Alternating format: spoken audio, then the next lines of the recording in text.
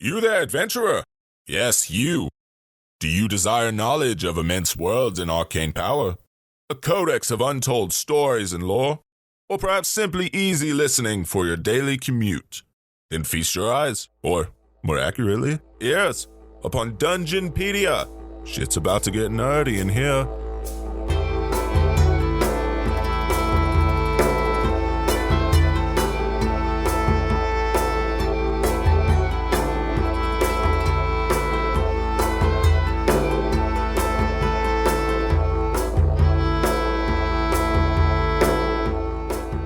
Hello everyone, and welcome to Dungeonpedia, an exploration into the lore of Dungeons & Dragons. We're your hosts, Lou and Markel. Taylor Stanfield. And I'm Travis Beasley.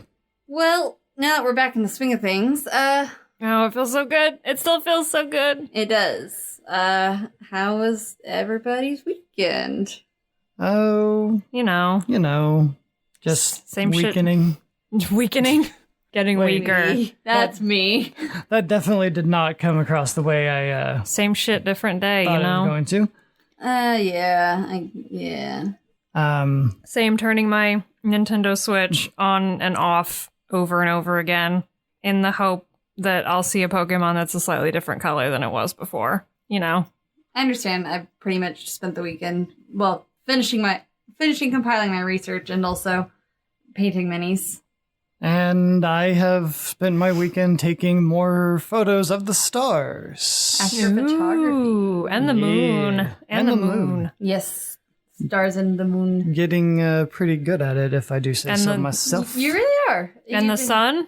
No. No, I don't have the proper equipment for that. They do Okay. make stuff, but it's expensive, and I'm just not going to do that right now. Oh, see, you know, I said that as a joke because it's like, Don't look at the sun. well, no, and it's like a nighttime hobby, yeah, you know? yeah. So it's like you Literally Yeah. can't. except I guess people do. So, Yeah, they do actually have stuff for you to be able to take pictures of the sun and catch like solar flares and stuff. oh, that's fun. But I'm good for now on that. Well, I'd say we're all pretty passionate about that stuff. Yeah. Well, we're all on our bullshit over here at Dungeonpedia Incorporated. We're not a corporation. Well, Yeah. What we're going to talk about today has zero passions. Oh, really? Yeah. Are we going back to Nirvana? No. What's going on? No. Zero passions. Last week I made a joke about not knowing what I was going to research. Are we and talking then- about Jedi? No. Okay. No.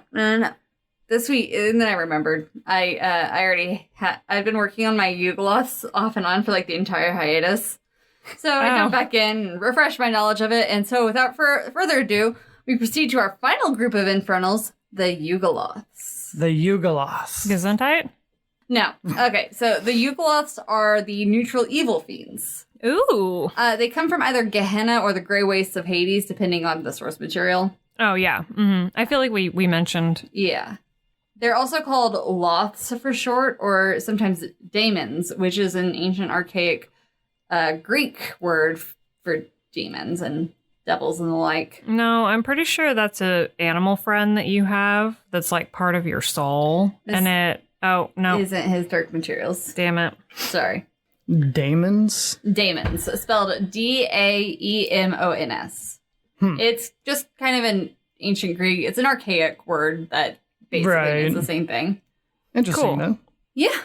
So Yugoloths are widely accepted as the most evil of fiends. Oh, really? That's all they are. Evil. Yeah, true. Fair enough. They don't revel in chaos. They're not bound by law. They're just evil. Dang. They're just strictly evil. Yeah. I mean, I guess. Yugoloths are an especially interesting infernal race. I did not think I was going to be as intrigued by them as I am. That's famous last words here, Dungeonpedia. You know the phrase, evil is only a matter of perspective? Yes. Yes. Yugoloths exemplify that. Mm-hmm. Yugoloths Okay. as a race are obsessed with achieving perfection. Without the shackles and permissions associated with law and chaos, they feel free to pursue their definition of perfection without any distractions.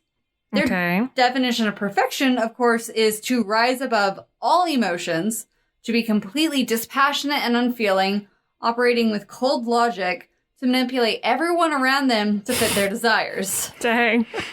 Jesus. I mean, that's interesting. Yeah.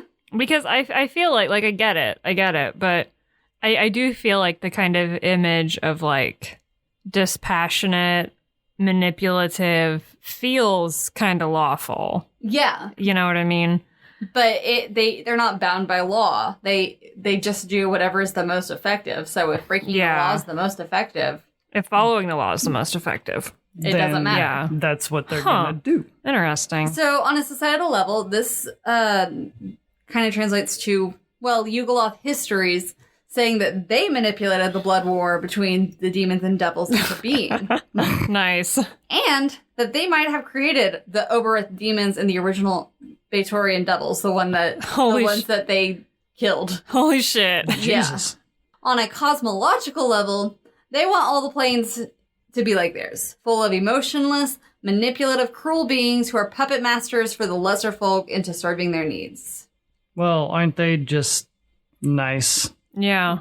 They're just sharing their perfection with the world. Oh shit. I mean, yeah. Or their twisted view of perfection. Yeah. It's a good thing that nobody thinks like that in real life. I don't think too much on that. Yeah. Interestingly enough, in this pursuit of making everyone like them, Yugoloths aren't made from the deceased souls of evil like the other types of infernals. Mm-hmm. They just kind of want to expand their philosophical influence like that. They're also not just spanning from the primordial chaos like other infernals. Mm-hmm. So lesser Yugoloths reproduce hermaphroditically, one doing the fertilizing and one carrying the young. Cool. Well, love it. Greater Yugoloths reproduce asexually. Cool. Also love it. Just kind of fertilizing themselves. So, like, the Do more they like? powerful they are, They don't need to fuck. They're above They're above They're above- fucking. that's sexual They're desire. above passions. that's bizarre. I mean, Please tell me, does it go into detail about how they reproduce asexually? Please tell me it does. Please tell me they bud. I don't believe they bud. I want them to bud. I believe it is a form of self-fertilization. Aww. I mean, they have to fertilize when they're lesser. Why would that not translate into when they're greater as well? I mean, to be fair, like with a lot of these like infernal evil beings, a lot of the bets are off. Kind of. That's true. And yeah. boy, howdy. Well, Some of because the like descriptions. the Oberiths were like a completely different sort of thing than the Tanar'ri. So Yeah, the they Oberiths they operated on different rules. basically just came from the chaos, and then The they Tanar'ri- created the Tanar'ri from sin souls. and stuff. Yeah. So, I mean, maybe greater Yugoloths operate on I want them to bud. I'm sorry, none of them bud. I just want a tiny I'm little. just going to None of crush them your bud. dreams. I just want a big old demon with a tiny version of himself just growing out of his shoulder. It's like, hey. Promise you, if I find anything that in D&D that buds, I'll do an episode for you. Thanks. Other than I love- mushrooms, because I'm pretty sure they did. I love budding. Yeah. It's my favorite form of asexual reproduction. Unfortunately, this is just auto-fertilization. Anyways, Whatever. so they're also capable of producing half-fiends and tieflings. Oh, cool. Great. Why not? Yeah. That being said, reproduction was generally pretty greatly regulated so as not to fill their ranks with inexperienced young and ensure that the populace achieved perfection. Yeah, that sounds about right. Yeah. And I'm pretty sure unless it was for a greater purpose to fuel evil, half-fiends and tieflings would be locked down upon as spawning. Because, why would you do that? Unless it's to fulfill your greater need to Do something. fulfill perfection. Right. Their whole greater need nonsense. Yes. Like most infernals, they exclusively ate meat, preferably the living or recently living kind. Dang. I get fresh. And supposedly, the lesser Yugoloths enjoyed the taste of fear. Greater Yugoloths were above such things, or so they said. So the greater ones eat meat, lesser ones eat fear. Well, they eat meat, but The better fear- if they were The fear is afraid. flavoring. Yes. Okay, right. They have to So the Kill them. They have to soak up fear before Yeah. yeah. So the marinate. gra- There we go. yeah, marinate. So the greater Yugoloths had to eat something that was like chill about dying. Yeah, or like they just didn't care what it tasted like. Oh, As long as it was fresh. Yeah, pretty much. They could even eat rotted meat, but they preferred that fresh. Well, you'd think at that point they would have risen above having personal preferences, but you know, They're not perfect. Nobody's perfect. Nobody's perfect title of this episode. Oh, God. Well. So, Yugoloths actually had personal lives, which is really odd for infernals. Okay. So they were frequently required to put them aside for the societal focus of enhancing evil. Perfection. And at the demands of their superiors, obviously. Okay. The structure appears to be somewhat feudal and heavily outlined, but it's not stable. Scheming and manipulation to one's ends were literally a way of life and not simply just accepted, but embraced. Dang. Yugoloths were split into castes and... Oh, great. Yeah. Love it. Love a good cast. I mean, just two, lesser and greater, based on their physical and mental journey through evil. I'm sorry, perfection. Okay. Sorry, you slipped up there. Yeah, my bad. Yeah. At the center of Yugoloth culture was their ability to be cunning, and the society revered it and those who exemplified it. Fair enough. So instead of like with the devils, where their society exemplified law and structure and subjugation, and demons, where their society exemplified chaos and destruction. Might makes right. Kind of. That sort of thing. They just, if you could figure a way out to get it, and you deserved it. That's how Yugoloths felt. Okay. I mean, that's... Not necessarily might makes right, but brain makes right.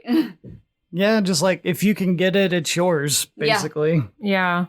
Okay, I mean, that makes sense. A lot of these accounts come from either the Planescapes, Faces of Evil, the Fiends, or the 5th edition Monster Manual, or there was a third one, Monsters Compendium, The Outer Planes.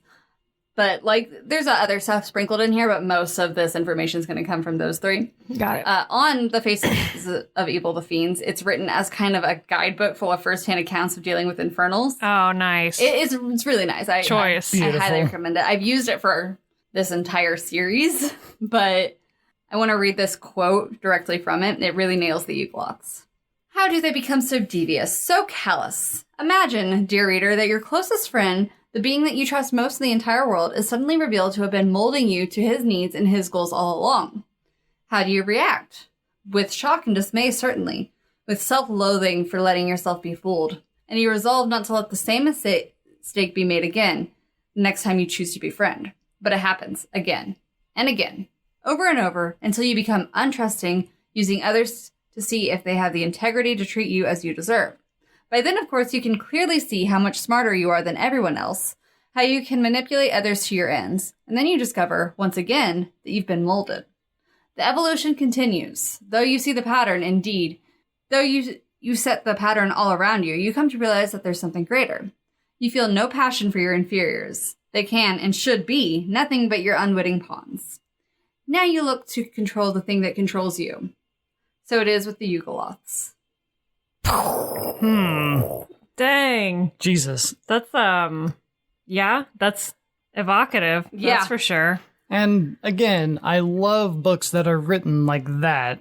Mm-hmm. Like, with all the lore in it, just written... As first-hand accounts. Yes. Yeah. I love first-hand Planescape accounts. was really good at that. Honestly, like, for all the shit I give Planescape sometimes, and, like, the fact that sometimes people needed to go through and, like... What they lack in spelling. What they lack in spelling. It's beautiful, and so many of the books are written as first-hand accounts. The verbiage. Mwah. Chef's kiss. It's something that I have not seen very much in tabletop gaming, and I love it. Yeah.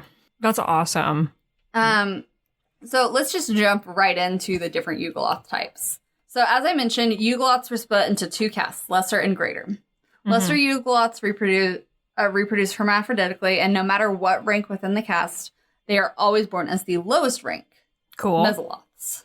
Mesoloth? Yes. Okay. Just making sure I heard that, right. yeah. So Yugoloths are 7 foot tall, dark, humanoid insect-looking assholes, weighing about 250 pounds with a dense exoskeleton. Cool. Okay. They have 4 arms with sharp claws and glowing red eyes. Yes. They kind of serve as foot soldiers once they reach adulthood. I love how that's like the bottom of their ladder. Yeah. And it's still like this strong ass 7 foot tall insect motherfucker. They also have toxic fumes that they can exhale. Holy shit. Magic resistance, resistance to cold, fire, lightning, and immunity from acid and poison. Thankfully, Yugoloths were simplistic beings driven by the core principles of violence and reward. Cool. Okay. So there's the weakness there. They're not necessarily very smart. No. Got it. I can't remember exactly what their intelligence stat is, but it's not good. It's pretty low there. Yeah. It's gonna dip down into the like 2s. Actually, I kind of have it open in the other tab. Okay, maybe not 2. Yeah, it doesn't sound like they would go that 7. low. 7. Oh, okay. Yeah. I'm still... I don't know. They're intelligent beings, but they're not intelligent beings. You know? Yeah, Right. I getcha. I don't know why my brain just immediately went like they're dumb as hell too. That's I was gonna say that's very low. That's almost That's lower than some demons. that's lower than Yeah. the Tarask, I think. Maybe. I think the Tarask got a 3. So yeah, and They're not that dumb. They are demons, so yeah. 7. So from there, Yugoloths go through a process of purification. Obviously, only the strong and perfection-seeking need apply. Once the Yugoloth is ready, and once the superiors think that they're ready, they begin the process of physically stripping away the Yugoloth's living shell. Cool. Just I was tearing gonna it say apart. I knew something was gonna happen with that exoskeleton. Like they were Jesus. gonna molt or something. Releasing it until its new form rises. Yes. Rinse and repeat for every promotion. It's not just the ones with exoskeletons. Oh, great. Yeah. Great. Love that. The first-hand account in that book, by the way, said that this was such a horrifying sight to see that they still have nightmares from it. Just FYI. Great. So, Wow. Ugh. next up is the Yugoloth, which is another insect-like base, but with this confusing tripod leg setup with a barrel chest and 5 arms with clawed hands. Oh yeah, and it could rapidly swivel in any direction, a full 360 degrees. It's a helicopter. It's a helicopter. Just 5 arms. Just give him a little poncho and he'd be a helicopter. What the hell? That sounds like something that I made in Spore when I was young. Remember Spore, guys? I do remember Spore. I played it too long ago. I played a lot of Spore. It's bad, y'all. That sounds bad. They were kind of mantis-like in appearance in their face, with like mottled green coloring and red bug eyes. Mm-hmm. But Yugoloths not only looked stupid, they were stupid and stubborn, only fighting when compelled to by a more powerful being or promised the chance to slaughter in the near future. Dang. They were incredibly sadistic and laughed maniacally when they spilled blood. Cool. Did they get more stupid from their previous? I was gonna say, it almost sounds like their evolution Dipped a little bit. dipped a little. Yeah, they kind of like went down just a wee bit. And honestly, No, we just don't understand their grand vision, Yes. Travis. Ah, right. Of course. no, their intelligence was actually the same. Oh, okay. An intelligence of 7. But they got better at fighting. Oh, okay. And they weren't as driven to fight. Mhm. So Got it. they got a little bit wiser, I suppose. Not necessarily any smarter, but like a little bit wiser or more stubborn. It sounds. So again, repeat the process of promotion and purification. Yep. Well, you mean ripping off the Whole body. Yeah. Okay. One by Got one, it. piece by piece. Just wanted to make Yeah, sure that. we're on the same page. And here. then from the ashes or pieces of exoskeleton rises the Yugoloth, which appears to be just like a mishmash of marine creatures. Travis and I are mature adults. Yeah, I couldn't. Okay, help I it. get it because it's like Piscine, like a fish, but like piss. Listen, So it's a mismatch of marine creatures. marine creatures. It's only like 5 feet tall, but it has these horrible mouth tentacles. Oh, like Davy And Jones. Huge, fat, and Oh, no. huge faceted eyes that bulge out of their heads on the side, kind of like shrimp. Oh, fun. They had red or purple chitinous bodies like lobsters. Cool. Huge pincers on their humanoid arms and long fishy tails. I can. This sounds like one of Davy Jones's crew. It does. I can dig it. Yeah. I feel like you'd like It also kind of sounds like what Pokemon did with the fossil Pokemon and Sword and Shield. Oh yeah, they're just a little it's like if Barbaracle was a fossil. Yeah. Oh man, I like them. I mean, I do like them just because they have piss in their name. Unfortunately, they're not in 5e, but they are in 4e. I mean, who even plays 4e? Well, I mean, it would probably not be the hardest thing in the world to adapt them. Let's be real with ourselves. Yeah. Mostly I was saying that so I could tell you that their 4th edition art is very good. Top tier. Oh, swag. Anyways. A lot of the art in 4th edition is really good. I know I've said that before, but that is one area I feel like 4th edition shines is the art. Yeah. It's probably the only area it shines. So they were capable of injecting a lethal paralytic venom into their victims. And Don't like that. Whole host of magical abilities like Blink, See Invisibility, and Phantasmal Killer. Oh, shit! Jesus. Oh, that's fun. One of these things is not like the other. Yugoloths were not only sadistic bullies, but also slavering sycophants, tyrannically lording over those beneath them. Dang.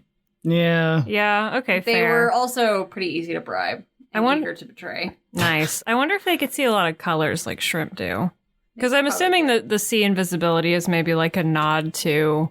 It could be. They're like mantis shrimp kind of... I'll be honest, I kind of just took some of my favorites for each thing and talk about because they have a lot of abilities. Yeah, I mean, that makes sense, especially given how they sort of... Yeah. Advance, I guess. Yeah, well, I mean, to be fair, the bottom rung had all those like resistances and abilities and stuff, so you're gonna have to start doing crazy stuff when you move up, you know? Pretty much. So next up is the Loth, also known to me as the Daemon Toad of my nightmares.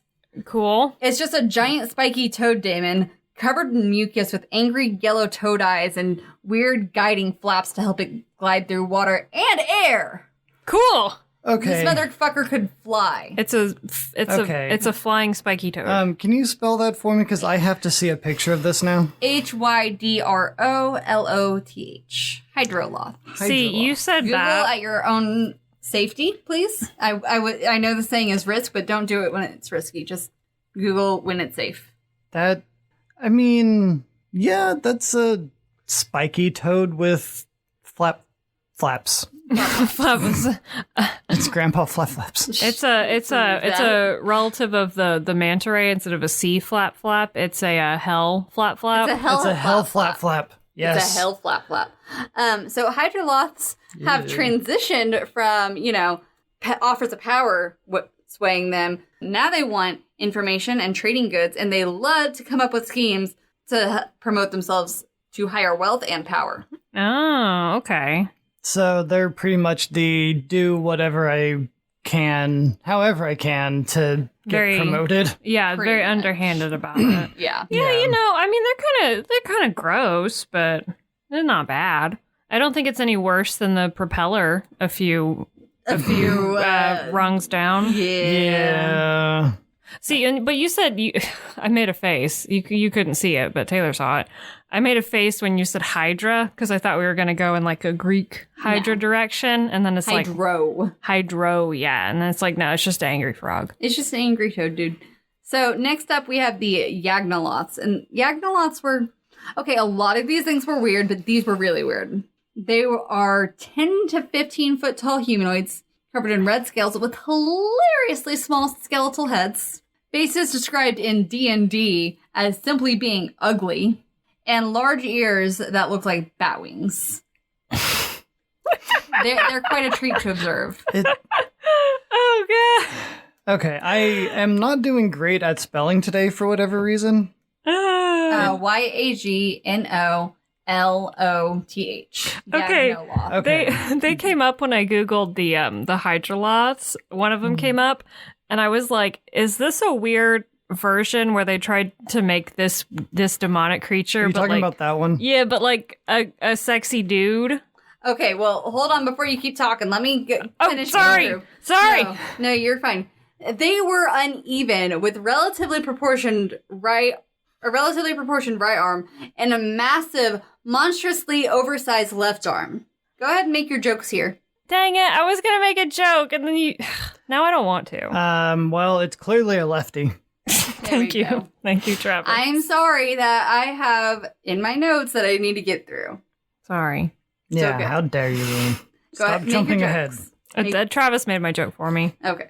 He was just a little less crude about it. Well, go ahead, make your joke. I said jokes, plural. You know which hand they used to jack off. That's all I was going to say. Travis is classier about it. So they sometimes wore a cape to disguise either of their arms, depending on which one they were more ashamed of. What? Just depended on the Yugoloth. So they would They're either hide an arm? they wanted to disguise their big arm for some reason, or they're ashamed of their little arm. What's funny is like either one looks okay. One side's a little ape-like. The other one just like it looks like pretty like normal, but like when you have them both, it just looks like he has a baby arm. It's so fucking weird, though. Like, it's God. great.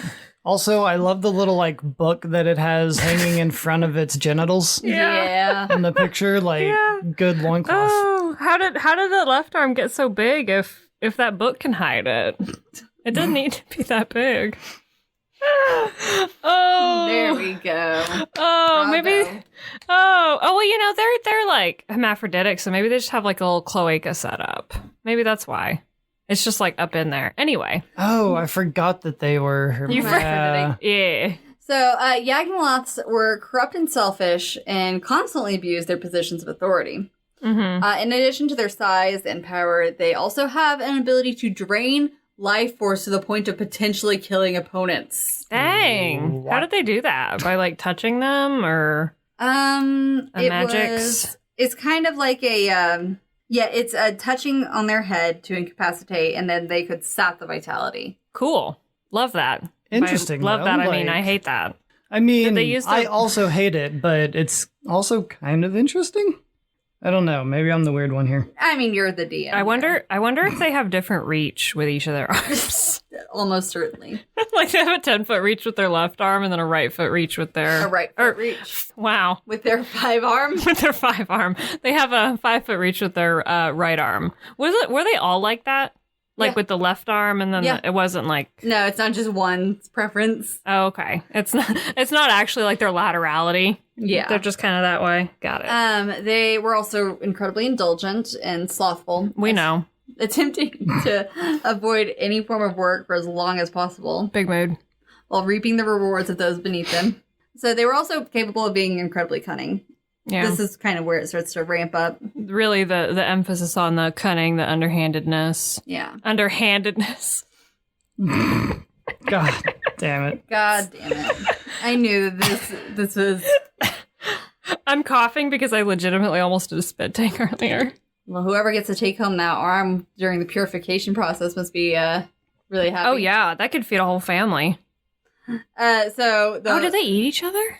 Oh. I don't think so, but I don't know. I hope they do. That Actually, feels like a weird thing to say. More on but- that later. Oh, yay. So actually, I don't want to touch on this too much because it doesn't directly relate to specifically the Yugoloths, but there is a thing in the Planescape that basically says that the only way to truly ever kill any fiendish creature is to basically consume them. Cool. Specifically for them to be consumed by another fiendish creature. So, if you ever really want to get rid of somebody... Feed it to a fiend? Yeah. And then at the end, they're just like... Okay. You'd have one fiend left, and they're just like the fiend. Because Okay, they ate but everybody else. Does it end up being like a stray where you feed it once and then it just kind of continues to come back. Oh, God. Because if that ends up being the case, I think I will pass. I cannot take care of a fiend.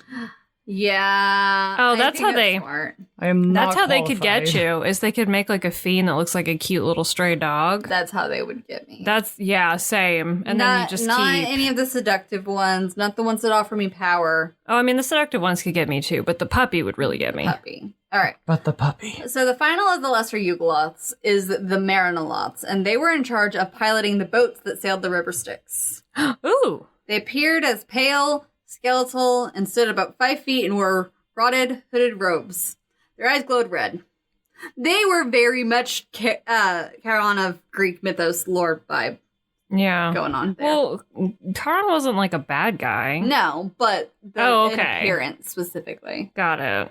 That's why I said vibes. Oh, gotcha. Got them vibes going. They had mostly risen Oh, man. Impeccable vibes. They had risen above like most emotions and had a very neutral outlook, except for when they were angered. Mood. What happened when they were angered? You don't Well, their wanna eyes know. would glow even brighter red, and they would get very angry and kill you. Oh. Yeah. Well, that's cool. Basically, they don't have emotions except for rage. That's neat. So they did not excel in combat, other than occasionally raging. But they could supernaturally possess any ship and could command and summon other lesser Yugoloths. Yeah, they can command and possess any Possess. ship. Okay, Possess. The possessing thing, I'm like, wait. Basically, Boat demons, boat ghosts. Boat ghosts. It's not like they would get inside the ship, but they could control the ship and the winds around it. Ah, I'm sorry. boat ghost. Still pretty cool, though. I mean, boat ghost. Boat ghost, yes. Boat ghost. Well, with the boat ghost, we're going to take a real quick break. Hey, let's steer away from this topic of conversation. Oh, that would have been so good. God damn it. Sorry. No, it's okay. Thank you. Hey, everybody. Thank you so much for listening to our Yugoloth episode. It's Boat ghost. Boat Ghost, yes. Our Boat Ghost episode. No. That would be a really cool episode, though.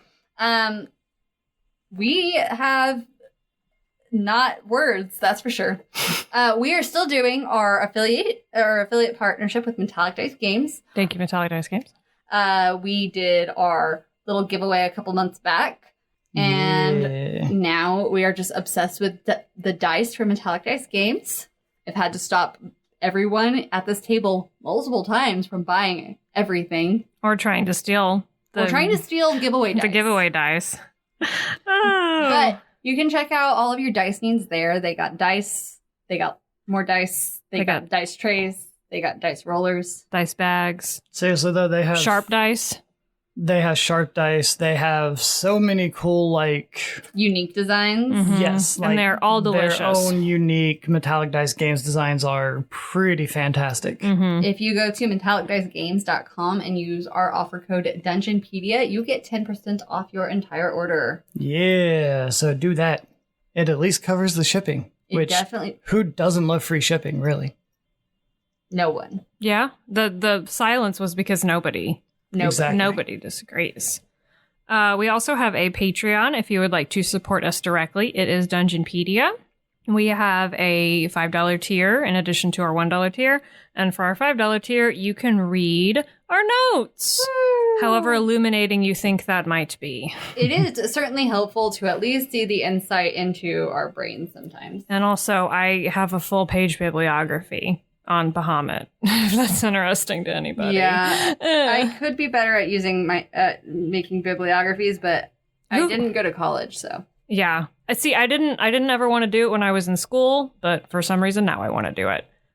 You can also follow us on Twitter and Instagram, also at Dungeonpedia. We post fun things there. I make a joke about it later in the episode, but I think we have a silly poll up right now. Yeah. Yeah, we're definitely going to have to put that poll up there. You can also email us at dungeonpedia.podcast@gmail.com for comments, episode suggestions. Just want to chat. Just want to chat, you know. Check in. Hang out. Yeah. You can email us. All those fun things.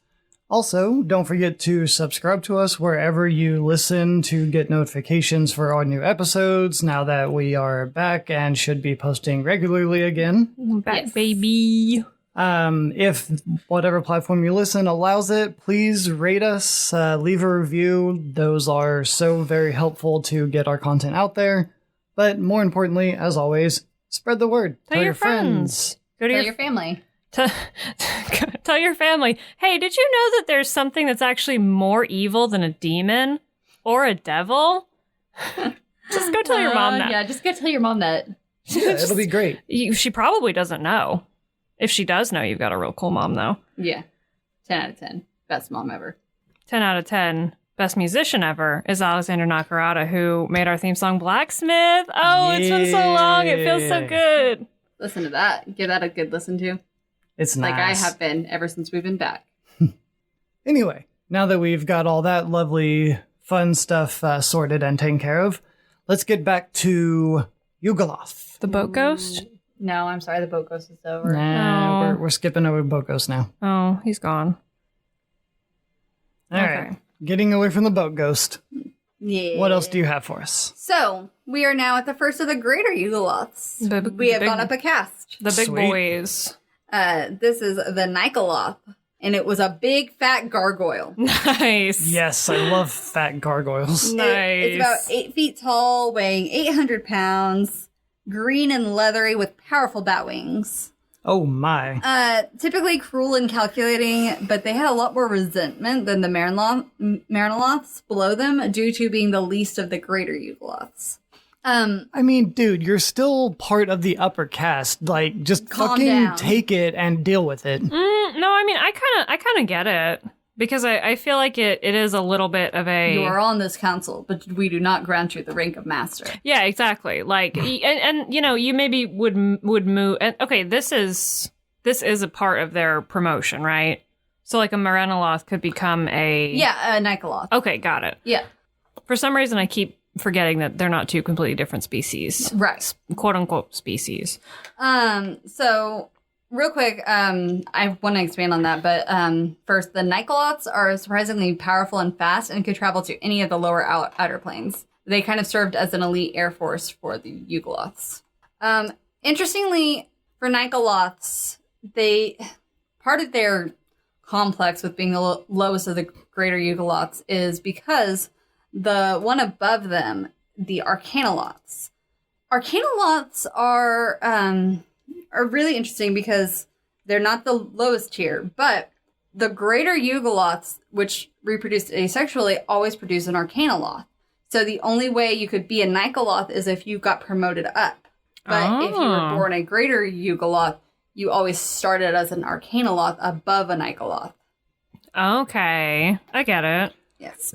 So the young Arcanoloths were much more revered, sort of, and like carefully educated as they grew up and didn't have to claw their way to the top. Yeah, Right, it's like when okay. it's like when you get passed up for a promotion because your boss's kid just graduated college. Pretty much, yeah. So, Damn.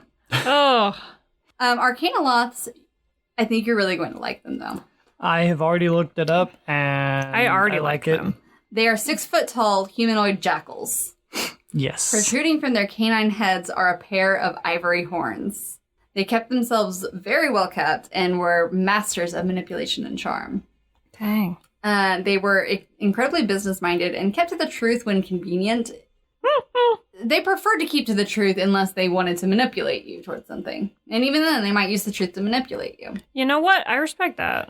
They were excellent in both diplomacy and manipulation, whatever the situation required. They were as greedy as the rest of the Yugoloths, but instead of wealth and power, they longed for knowledge and secrets. They were keepers of accounts, records, and contracts. Oh. Yeah, I do these guys, actually yeah. like them. Like, They're very intriguing, Mm-hmm. it's pretty cool. Also, and like they're kind of cute. obligatory Avatar: The Last Airbender reference. They remind me of Wan Shi Tong's little Yeah, fox guys. His little foxy friends. yes, his little foxy assistants. Oh man, I fucking love Washington though. Yeah, Wan Shi Tong could have been a Yugoloth. Yeah. Yeah, I mean, So, Next, we are at the highest rank of Greater Yugoloth, the Ultraloth. Okay, name makes sense given. Yeah, they had an alien John the Martian vibe. God. With bulbous heads without really any face, and their huge eyes, other than their huge eyes that look like fire opals. Oh my Dang. god, they really are just very Martian Manhunter. green. very alien-esque. Yeah. They had green or gray skin and were about 6 feet tall. They could convince onlookers to view them as someone that they loved or admired. Oh, shit. What is it? Hypnotizing gaze. Dang. Beautiful. Yeah, I'm pretty sure this is just like fantasy edit Martian Manhunter. Their official 5th edition art literally just looks like the cape and everything. Yeah. Dang. Ultraloths were schemers, manipulators, and plotters, and they held no loyalty to anyone, least of all to each other. Oh, shit. Jesus. Okay. They were constantly engaging in intricate battles of wits, Dang. waging conspiracies and betraying everyone around them, Wow. including their own patrons. Oh, shit. Hey, Yeah, I mean, do what you got, I guess. Their plots were designed only to further their own individual power and wealth, and while they would never consider themselves evil, they pursued perfection in all things. okay, so this is when they're really full of themselves. Oh, Yeah, they are so very full of themselves now. So, Ultraloths were dangerous spellcasters and possessed tons of innate and learned magical techniques. Nice. Only magical weapons were capable of killing them or even harming them. Like I said, they had that gaze that could really fuck you up. Yeah. Yeah. Ultraloths were also tougher than everyone beneath them, resisting non-magical cold, electrical, and gases when other Yugoloths would be vulnerable to it. Mm-hmm. Ultraloths were the elite leaders in Yugoloth armies and as well as just society in general. And they roamed plains with their fiendish legions. Ooh. They're fiendish legion. So let's quickly talk about some outliers in Yugoloth society. Oh, I love outliers. So first is the Ultraloths. Not Ultraloth, Ultraloth. Common mistake. Yes. An Ultraloth was a Yugoloth of any type. It could come from any Yugoloth that had been transformed into a unique being with a ritual known only to night hags. Ultraloths were changed very little mentally, but their physical form changed dramatically, and they gained powers in excess of the rest of their kind. After they paid off their debt to the hags, because they then owed the hags quite tremendously, they often rose to become rulers of their kind. Okay, got it. Yeah. Huh. Okay. So, do you want to know how to make an Ultraloth? I would love to. Yes. To begin the ritual, a cauldron was filled with water from river sticks, and with soul larvae, a fire was built underneath that must be kept continually burning throughout the ceremony. Doable.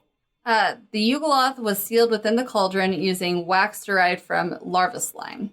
The cauldron was magically warded, and hags chanted arcane words for a full day for each alteration made. Some of these chants were said to have taken a month or more to complete. They must willingly give a portion of their life force in order to empower the Ultraloth. After chanting and the giving of life, the water must be kept boiling for another 6 to 36 months. Yeah, while the Yugoloth absorbed the magic.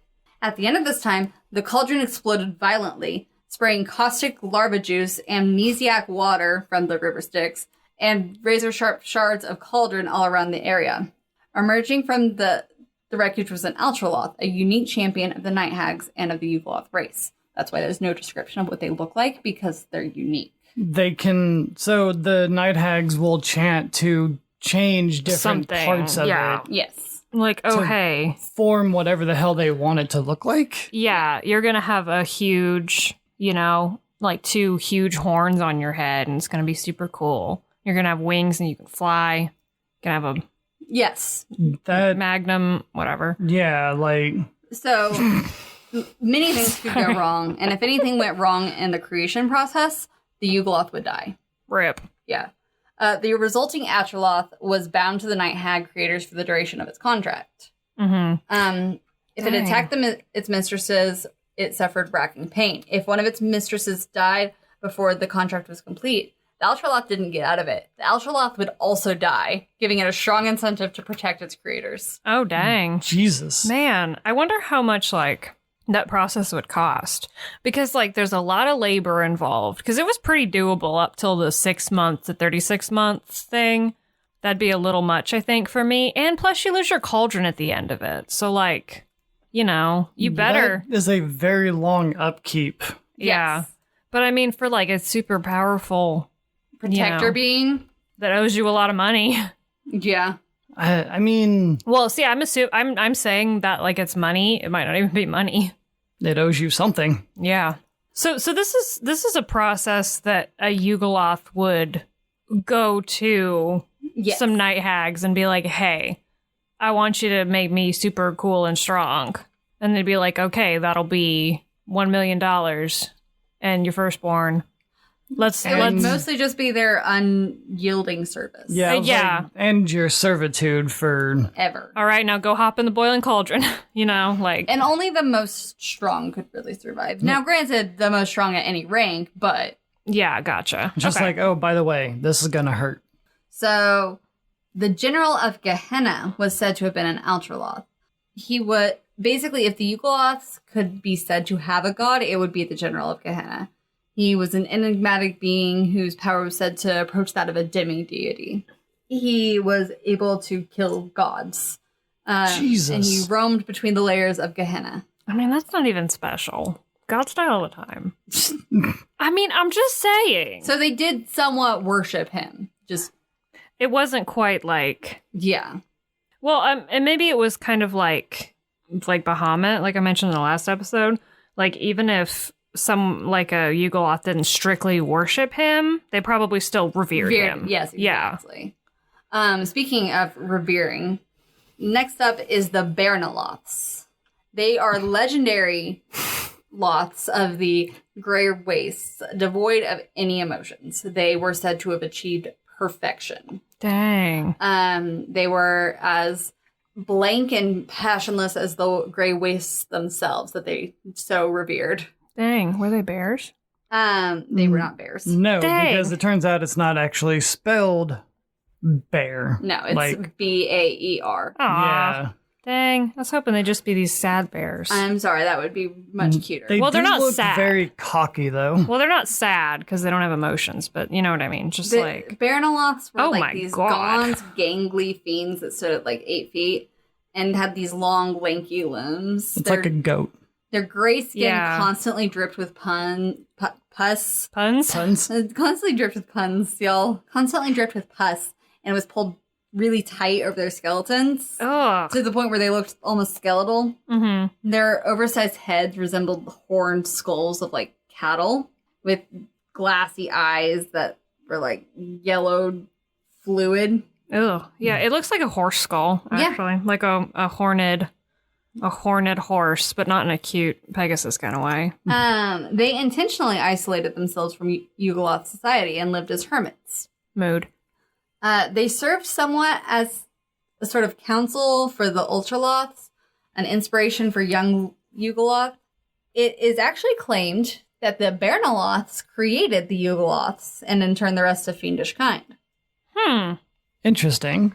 Part of what makes Bernoloths so mystifying is because they are completely detached from the world around them.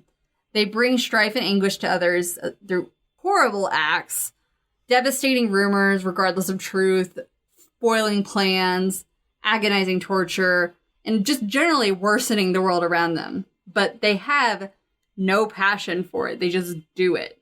Dang. They spread misery as if they were machines.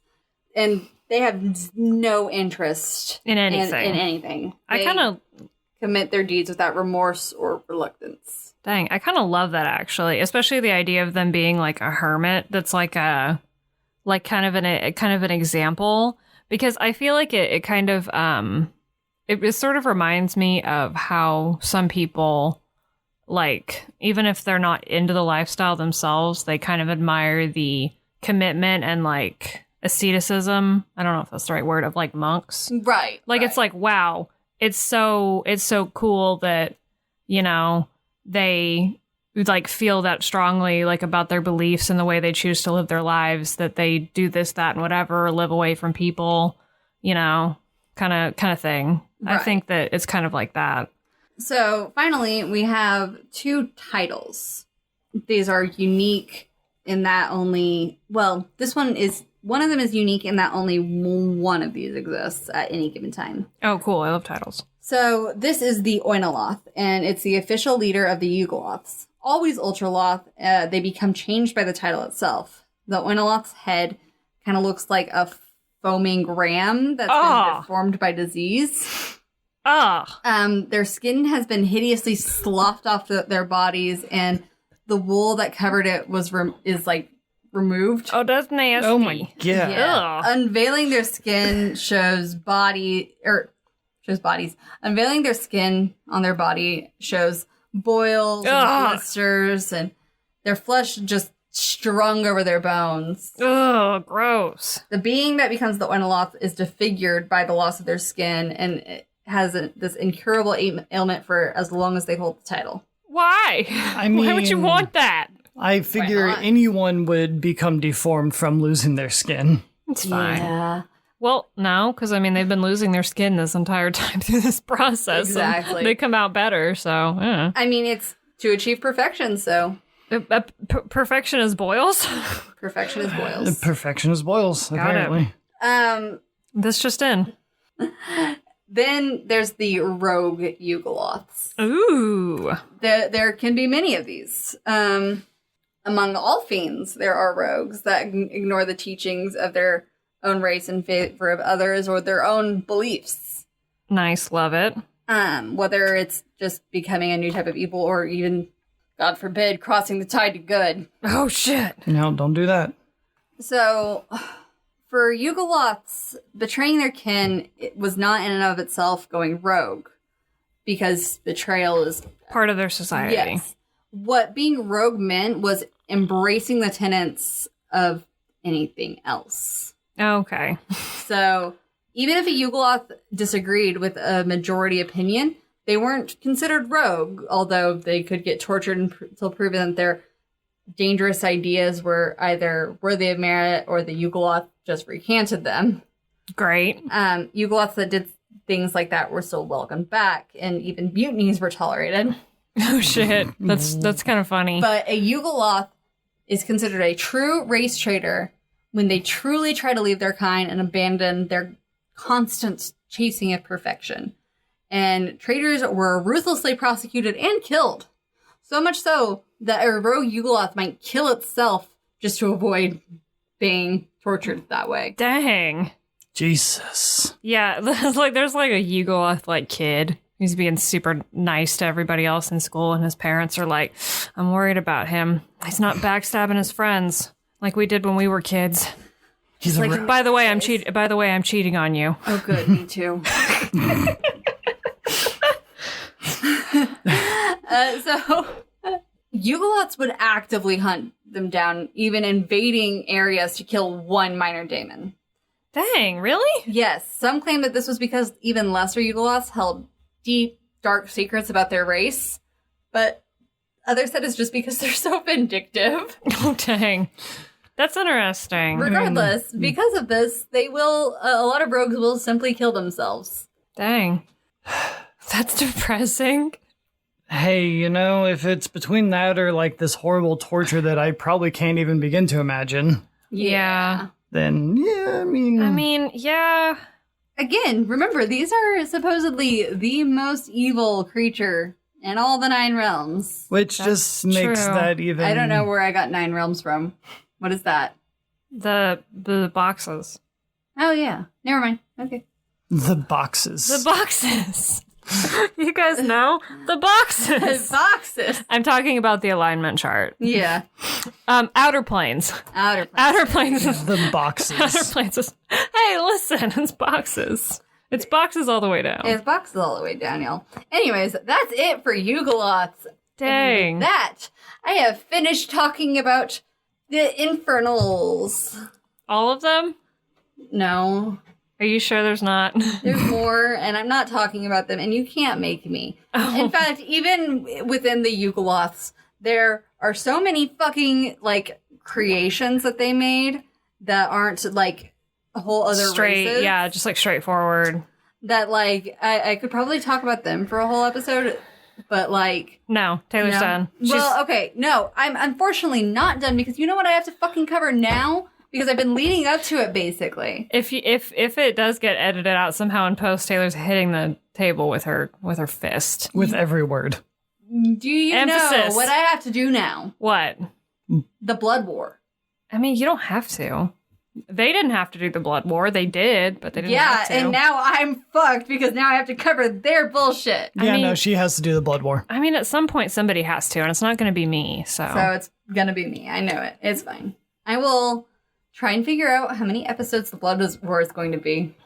Then I'm gonna start to do it. My bets are on 4.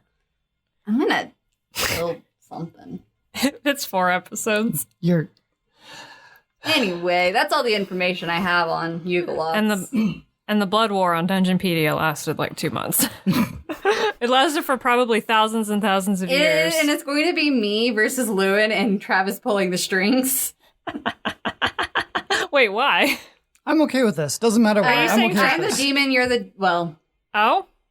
Interesting. I was going to say, because the implication is that Travis is the neutral evil. Yeah. Apparently you're the chaotic evil and I'm the lawful evil. Yeah. I am offended that you would refer... Lawful? Listen, someone has to be lawful evil here, and it's not going to be me. It's not going to be me. Okay, well, now Taylor and I have to fight about it. So that's the new Blood War. That's the Blood War, is us fighting about who has to be lawful. We don't even care. We're all content with being assigned evil, but not lawful. Hey, you know what? I'm not going to be. You know what? If either of us is lawful, it's probably me. Any kind of hall monitor. Yeah, that's probably true. Good hall monitor, bad hall monitor. No. Platinum hall monitor. I mean, Bahamut could hang. He's a dragon. He can hang. Thank you guys so much for listening. Don't forget to follow us on Twitter, on Instagram, wherever you so choose to get our updates. Vote on which one of us is the most lawful. Actually, I would be very interested in that. Please. Okay, actually, I might put up a poll after this episode's been posted. Might put up a poll later. And you can go vote on who of us is the most lawful. Spread the word to your friends. Tell them about the Infernals and the Blood War, both in D&D and apparently on Dungeonpedia now. Get them involved in the poll. All the votes. If you have anything to suggest as a topic for us to cover, feel free to email us at dungeonpedia.podcast@gmail.com. We do have a backlog that we're working through, but I'm not allowed to touch it because I have to do the Blood War. Yeah, just don't email anything else to Taylor about any kind of subset of Infernals or anything. Because apparently she's not doing it. I'm going to kill all the devils and the demons, all the Infernals. So, murder. Anyway, thank you all once again for listening. We're going to go ahead and end this episode before Taylor goes even more insane.